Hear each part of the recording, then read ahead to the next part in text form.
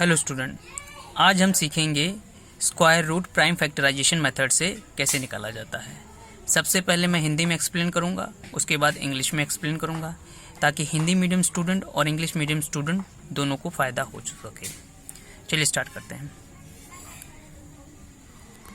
Find the square root of 24336 by prime factorization method. अब इस number का हमें स्क्वायर रूट निकालना है। पहले हम इसके फैक्टर्स निकालेंगे। देखिए ये इवन नंबर है तो हम 2 से स्टार्ट करेंगे इसको फैक्टर करना। 2 से हमने डिवाइड किया तो हमको मिला 12168।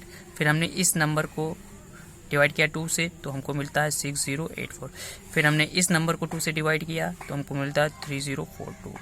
फिर हमने इस नंबर को 2 से डिवाइड किया तो हमको मिलता है 1521। अब देखिए ये ऑड नंबर है और ये नंबर 3 से कैसे डिविजिबल होगा, हमने पहले एक वीडियो बनाया है कौन सा नंबर 3 से डिविजिबल होगा या नहीं होगा। वो आप वीडियो देख लीजिए तो आसानी से पता चल जाएगा कौन सा नंबर 3 से डिविजिबल है या नहीं। लेकिन ये नंबर यहाँ पे 3 से डिविजिबल है तो हमने यहाँ पे 3 लिया। 3 से जब हमने डिवाइड किया तो हमको मिला 507। फिर हमने इसको 3 से डिविजिबल किया तो 169 मिला। फिर हमने 13 से डिविजिबल किया तो 13 यानी 13 मिला। फिर हमने इसको 13 से डिविजिबल तो 1।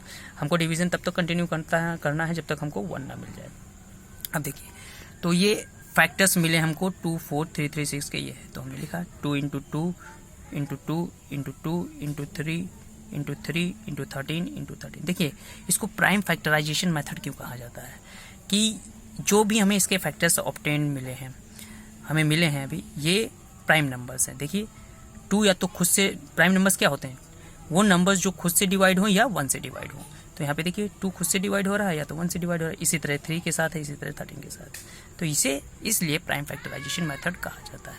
अब देखिए ये अंडर रूट का साइन होता है, हमने नंबर पे अंडर रूट साइन लगा दिया।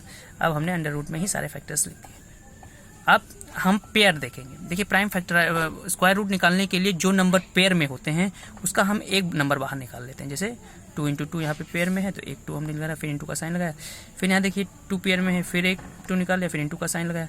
यहाँ 3 पेयर में है तो एक 3 निकाल लिया, फिर इंटू का साइन लगाया। यहाँ 13 निकाल लिया क्योंकि पेयर में है, फिर इंटू का फिर हमने इंटू में सब कुछ लिख दिया। अब 2 इंटू 2 4 आया, 3 इंटू 13 39 आया, 4 इंटू 39 156 आया।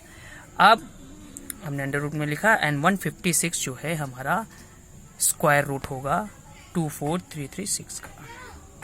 ठीक है, अब मैं यही पूरा प्रोसेस इंग्लिश में एक्सप्लेन करूंगा। सी student, we have to find the square root of a given number, that is 24336.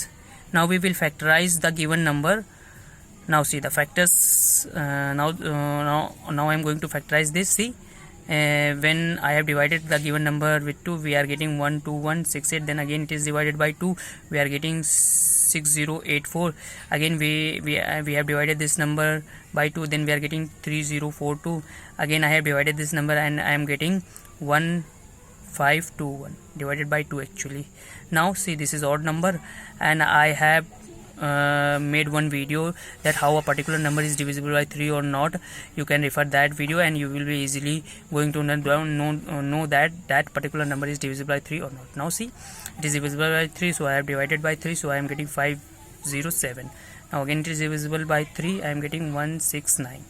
Now it is divisible by 13, I am getting 13 over here, and then again it is divisible by 13 and 1.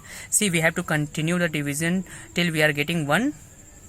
Now we have obtained 1. Now I will write all the factors of the given number over here. See, why this method is called prime factorization method? Because we have obtained prime factors. Because see, the prime numbers are those numbers which are actually divisible by itself or by 1 only. They are not divisible by any other numbers. Hence, this method is known as prime factorization method because we have obtained the prime factors. See, 2 is divisible by itself and by 1 only, and no any other number is there which is dividing 2. Same is the case with 3 and same is the case with 13 also. Now, this is the sign of square root. I have put the sign. Then all the factors are written here. See, 2 into 2. 2 into 2 into 2 into 2 into 3 into 3 into 13 into 13. Now those numbers are in pair. I will take one from that. See, 2 into 2 is pair. In pair I have taken 2 here. Now again 2 into 2 in pair I have taken 2 here. Now 3 is in pair, I have taken 1 3 over 13 is in pair, I have taken 13, and all are in multiply. See, 2 into 2 into 3 into 13. Now 2 into 2 4 into 3 into 13 39, 4 into 39, we are getting 156. Now in under root the number is there. Now 156 is the required square root of the given number.